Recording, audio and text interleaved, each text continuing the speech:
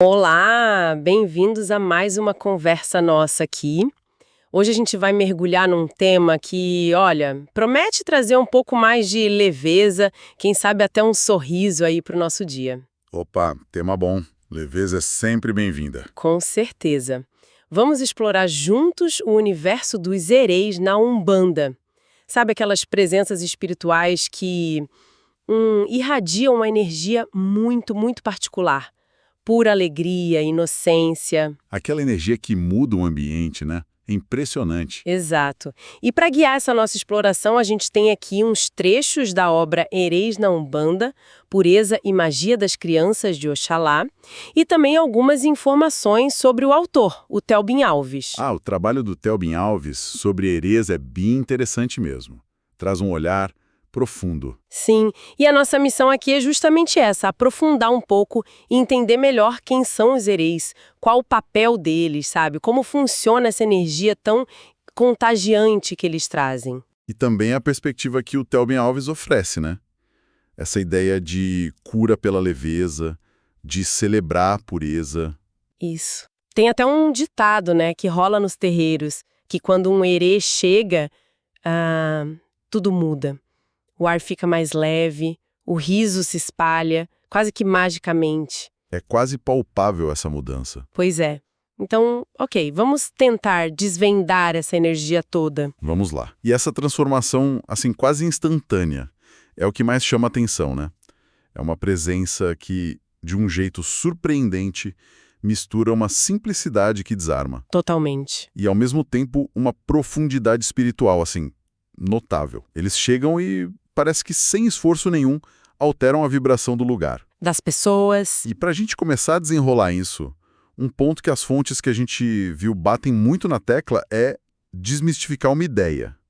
Uma ideia que é bem comum, mas que parece ser equivocada, né? Sim, aquela de que os herês seriam espíritos de crianças.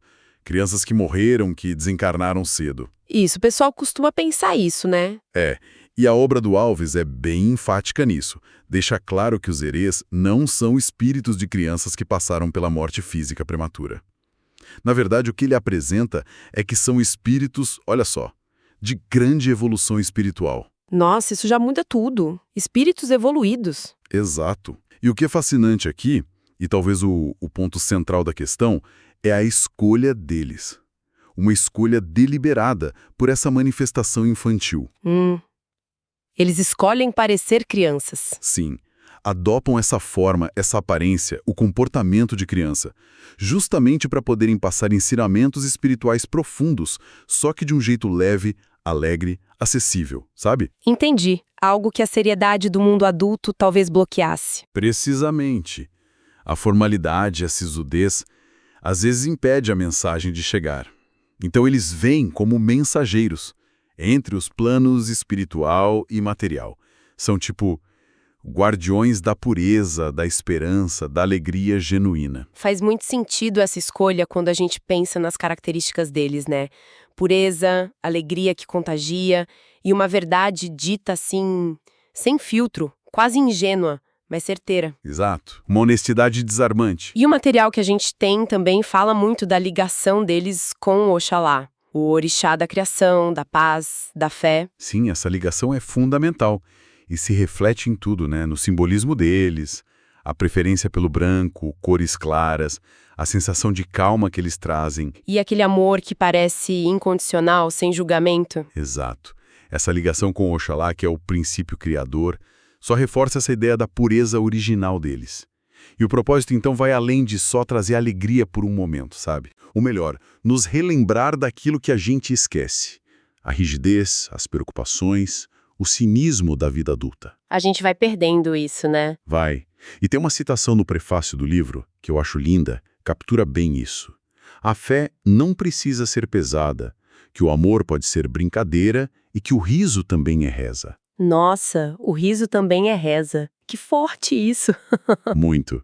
É uma sabedoria enorme nessa simplicidade aparente.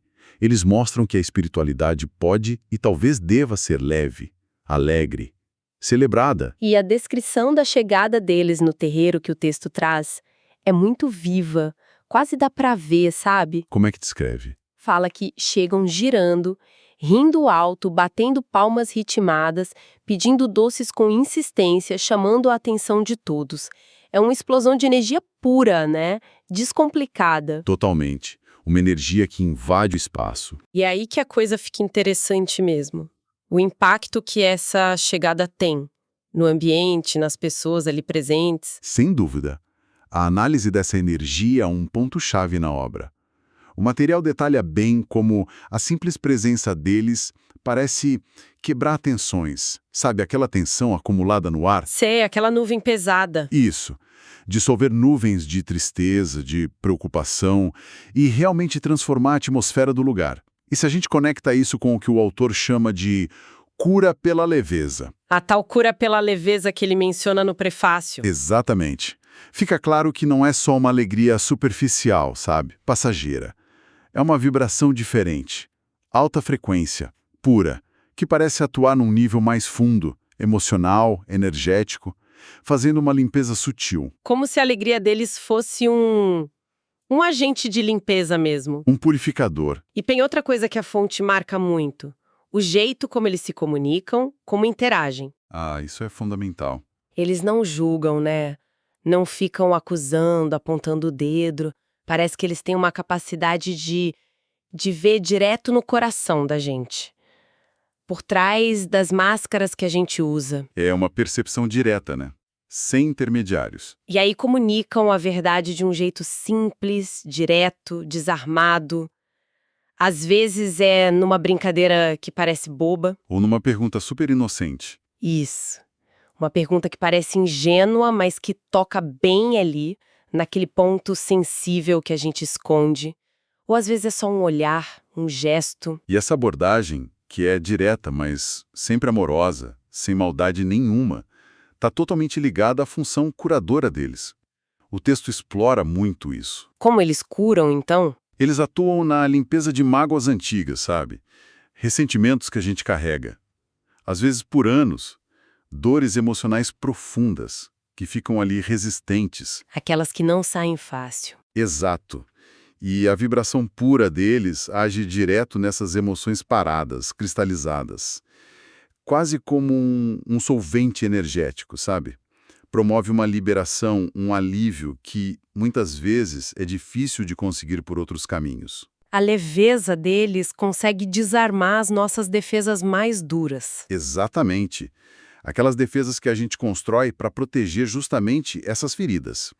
Eles chegam com a pureza e abrem espaço para a cura. Falamos da ligação principal com o Oxalá e com a linha das crianças, né?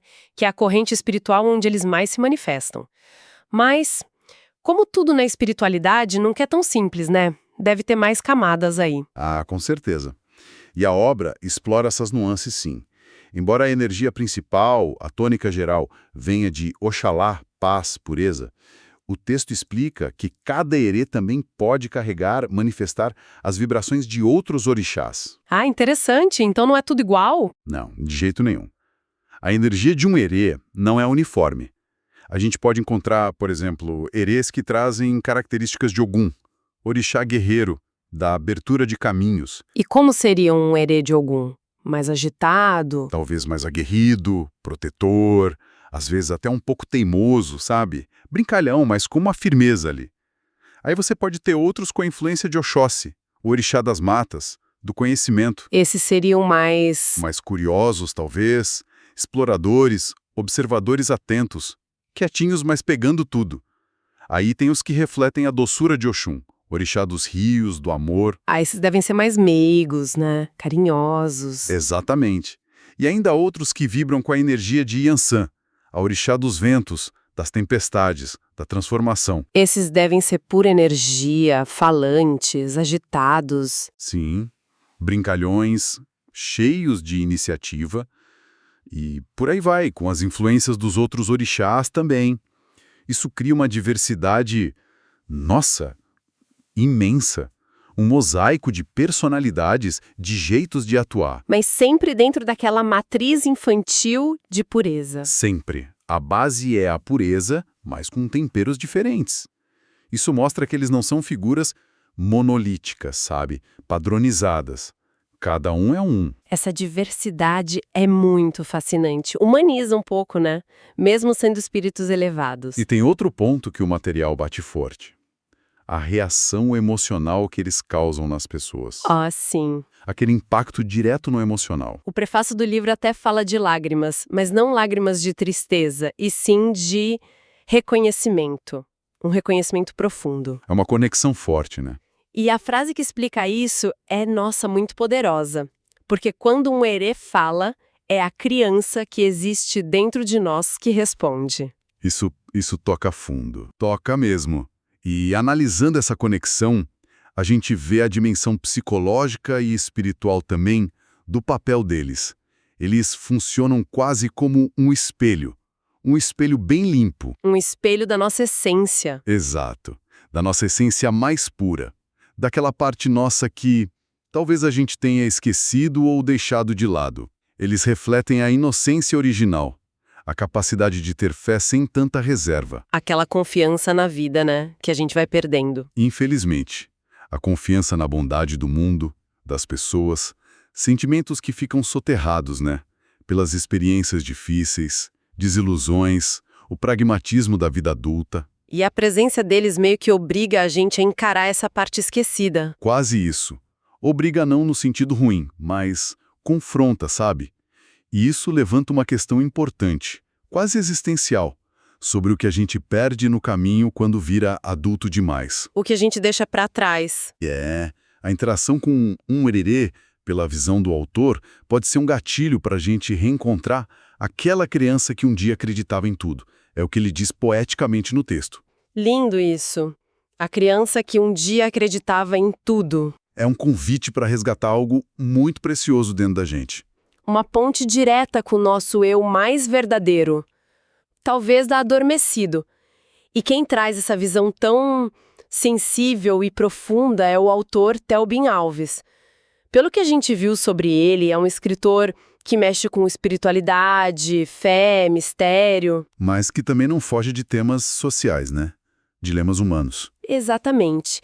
E a escrita dele é descrita como acessível, intensa e visceral. Uma combinação interessante. E quando a gente conecta esse perfil do autor com o trabalho dele sobre os herês, fica bem claro, né? Lendo o prefácio, vendo como ele apresenta as ideias. O que fica claro. Que a intenção dele vai muito além de só descrever os herês de um jeito folclórico, superficial. Ele busca explicar e celebrar essas entidades. Celebrar, gostei disso. Ele os apresenta não só como espíritos infantis, mas como forças divinas que ensinam, curam e equilibram o axé. O axé é essa energia vital, né? Sim, fundamental na cosmologia afro-brasileira. Exato. O axé dos terreiros e dos corações. Então, o livro parece ser um esforço para mostrar as lições profundas, a sabedoria que está escondida ali, por trás da alegria, das brincadeiras que parecem tão despretensiosas. A sabedoria na leveza. Talvez aquela dualidade que mencionaram sobre o autor em outra fonte, sobre fé e medo exigirem acreditar no invisível, e a escolha ser nossa. Talvez isso explique essa busca dele por entender e passar a força de uma fé que se manifesta assim, tão pura, luminosa e, paradoxalmente, poderosa. Como a fé manifestada pelos herês. Isso. Ele parece querer mostrar que leveza não é fraqueza. É uma forma potente de axé. Então, juntando as peças aqui da nossa conversa, a partir das fontes, o que a gente tem? Herês não são crianças que morreram. São espíritos evoluídos Que escolheram a forma infantil para trazer luz, alegria pura, verdades essenciais, de um jeito leve, acessível. Temos essa ideia forte da cura pela leveza. onde o riso, a brincadeira, a alegria viram ferramentas espirituais. Capazes de limpar dores antigas, tensões e talvez mais tocante, esse elo que eles criam com a nossa própria pureza esquecida, com a nossa criança interior. Funcionando como um espelho da nossa essência. Então, para quem quer entender melhor a riqueza da Umbanda, ou mesmo para quem é independente da crença, está buscando um alívio para as cargas pesadas do dia a dia, parece que tem uma mensagem muito valiosa aqui, né? Ah, sem dúvida. As mensagens centrais que o prefácio do livro do Alves destaca são como faróis, sabe? Resumem bem o que a gente conversou. Quais são elas mesmo? Ele diz: a pureza é a mais poderosa das magias. Uma afirmação ousada, né? Valoriza a inocência como força. Poderosa mesmo. Que mais? Ser criança é o primeiro passo para ser luz. Sugere que resgatar essa perspectiva infantil é um caminho para a iluminação. Interessante. E a do riso? O riso é sagrado, elevando a alegria a um ato de devoção. É, no fundo, um convite para a gente repensar nossa própria espiritualidade. Sai daquela ideia de que tem que ser tudo sempre sério, pesado. Exato. Reconhecer a beleza e a força que podem existir numa conexão com o divino que não precisa ser sisuda, formal o tempo todo. Pelo contrário, pode ser celebrada com alegria genuína, simplicidade desarmante, a confiança de uma criança. É valorizar a leveza como caminho mesmo. Um caminho legítimo e potente, de cura, de conexão espiritual, de equilíbrio para o nosso próprio axé pessoal. Bom, essa nossa exploração deixa a gente com uma reflexão final, né? Algo para levar daqui. Os herês, com essa energia toda, lembram a gente da força imensa que mora na pureza, na alegria espontânea. Na capacidade de acreditar no invisível, no sutil. Isso, que é com aquela ideia sobre fé e medo do autor. E aí fica o pensamento. Que espaço real essa leveza curadora, essa permissão para brincar, para rir das dificuldades, para olhar o mundo com menos cinismo, que espaço isso tem no nosso dia a dia? Um dia a dia tão cheio de seriedade, de responsabilidade. Pois é. E talvez mais provocador ainda. Como é que a gente pode ativamente convidar e cultivar um pouco mais dessa energia transformadora dos herês na nossa vida? Mesmo com os desafios, com a complexidade do mundo adulto? É uma boa pergunta. Como trazer essa leveza para a prática? Pureza do herê confronta a gente com a beleza da simplicidade. O que será que aconteceria se, mesmo que só por um instante, a gente se permitisse encarar algumas situações com a honestidade direta, sem pré-julgamento, com a leveza desarmante de uma criança? Que portas isso poderia abrir, né? Fica aí a reflexão. Fica a reflexão.